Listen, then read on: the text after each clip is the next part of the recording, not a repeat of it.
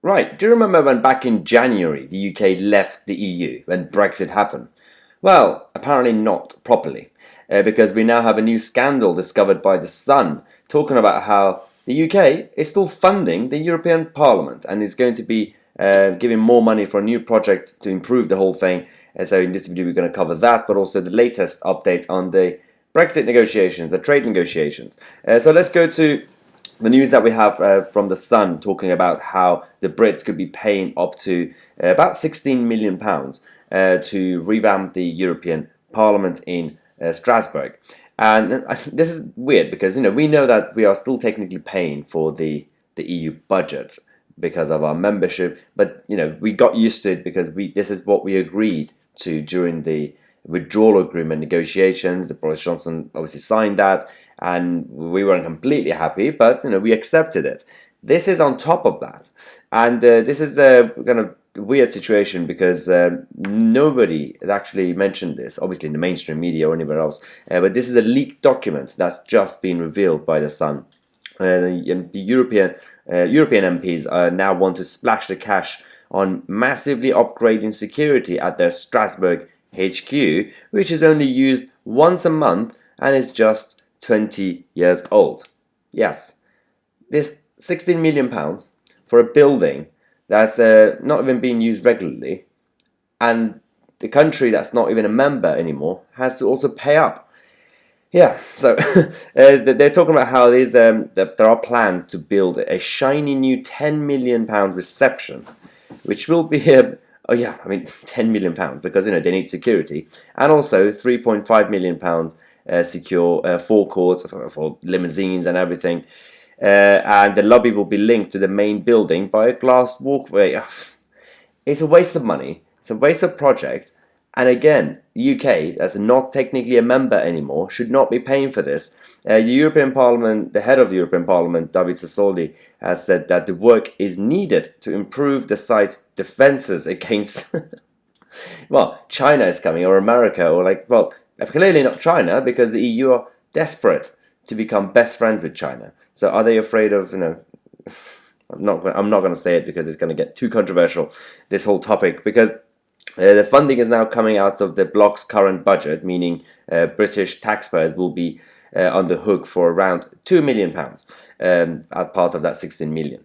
So this is the leaked documents that's going to be now published by The Sun should be raising kind of alerts in the UK Parliament. We had Tory MP Mark Francois talking to The Sun, saying that the EU has more front than Brighton, expecting British taxpayers to contribute to this when we left the EU 6 months ago and withdrew all of our MEPs as a result. That's also another good point, because if we were still in the transition period with our MEPs in the European Parliament, you could say, well, the UK is benefiting from this project, so, we should contribute.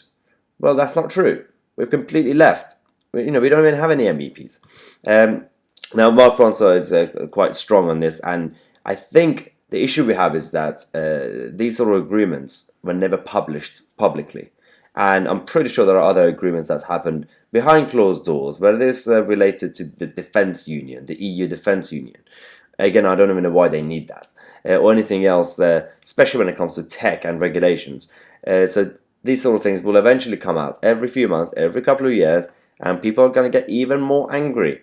Now, the article is talking about how the travelling circus, which sees MEPs and staff travel to the French city once a month, costs £130 million a year, but Paris has blocked the moves to end it. I don't even know why they do this once a month going to Strasbourg to keep the French happy, but it's absolute nonsense. And the whole project shouldn't exist anyway, but having two separate parliamentary buildings is absolutely idiotic. But the latest updates that we now have from the negotiations are looking slightly better now. So, as you remember, Michel Barnier, the chief negotiator for the EU, and von der Leyen, the head of the Commission, have been very strong on the fact that they want free access to UK waters. They forced the UK to say yes to level playing field, and at some point a customs union through the back door. And they said, we can't really give you full access to the financial markets. Equivalence is not going to happen. Now they're changing their mind. Michel Barnier is now saying that the EU are ready to grant the City of London access to the EU financial market. Well, what changed, Michel? What changed? Because he knows that every card that they played didn't really work against David Frost and Boris Johnson, so now they're changing their mind. The new documents released by the House of Lords EU Committee shows that Barnier recently told the group that Brussels was now ready to grant equivalence, and the EU has a power to unilaterally grant access to financial services firms based on whether UK regulations are similar to their own. And obviously, for the past 3 decades, we had the same arrangements with the European firms. So that's not changing, which means that we should continue to have access. This is what the Remain side kept saying, that oh no, if you leave the EU, you'll lose access to the financial markets and the UK will go down. They didn't realize that the UK is the financial hub and the EU also needs us. And everything is already in place, all the agreements, the equivalents and all the regulations. So there's absolutely no reason not to have access, because that's not even part of the trade arrangements. That's completely separate to goods and products that they have. And so this is now slightly changing, because they've been kicking off about the fisheries. They've been kicking off about this. They've been kicking off about level playing field. And every now and then they keep coming out and saying, oh yeah, we could change our minds. Now, the time for decisions in the autumn, in good time, in the global context of our negotiations on many subjects with the UK. Barnier has also suggested that there was room to maneuver on the EU's request that the European Court of Justice is involved in governing any UK-EU trade deal, a demand that has been ruled out by Boris Johnson. That's another one.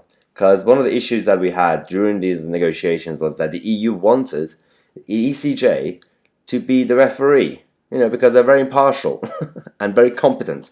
And, if there's a trade deal between the UK and the EU, you cannot use the ECJ as the impartial referee. So now they're saying we could also change our mind on that too. I wonder why. They know that we're walking away. They know that we only have a few months left.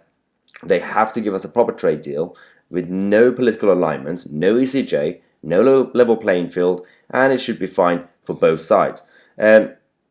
Now, the fishing policies obviously is still ongoing. The discussion is one of the major flashpoints in these trade talks, with the EU member states pushing to retain the same access to UK fishing waters as they had when Britain was in the EU.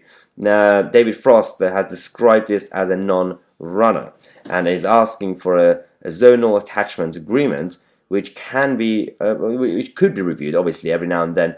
I think this is the weird part, because they're going to use the financial markets and other arrangements with trade, saying that, well, the UK wants the same access, the same arrangement. Well, then why can't you give us the same arrangement with fisheries? Don't think it works the same way, because that one involves voluntary trade between companies. The other one involves you actually infiltrating our waters and our border. There's still such thing as sovereignty in this world. And I know they don't really understand it in Europe, but we still have it, and especially since January, apart from us apparently funding the European Parliament. Now, they are also hinting, which is stupid. They've been strong on this, but now the Telegraph is saying how the EU are now willing to allow the UK to break from the common fisheries policy. Michel Barnier says that there will be no trade agreement with the UK if there is no balanced agreement on fisheries. So what he wants to do is that he knows that they can't have full access to UK waters. He just wants some sort of arrangement with like time limits or based on different zones in the water. And I think that could happen, but we're not going to give them free access. I don't think that's what David Frost or Boris Johnson are planning to do, because that would be a massive betrayal and everybody will kick off. So this is the latest update we have on the Brexit negotiations, but also this idiotic project that they are doing in Strasbourg to improve the stupid building, which is quite unnecessary. And I mean, try to hope that the BBC or Sky News would discuss this, but probably won't do it. This is why we're against the BBC on this channel. This is why we have our merch, Defund the BBC t-shirts. Check out the link in the description. We have 2 days, well, until tomorrow, Sunday, to promote this. So check out the link in the description. Also, if you want to support the channel, become a member, and you will get perks like obviously weekly Q&As, the weekly video podcasts with Andrea Walker, and we're now going to do another Zoom video call next week with the members as well. So again, go in the description, find the link, or just go on youtube.com/myotc/join. And the other thing I was going to mention is that actually from in about 2 weeks' time, or next week, I'm going to give you guys a big announcement on the channel and the future of the channel. We are making some great improvements. So stay up to date, subscribe, and I'll see you guys tomorrow with a new video.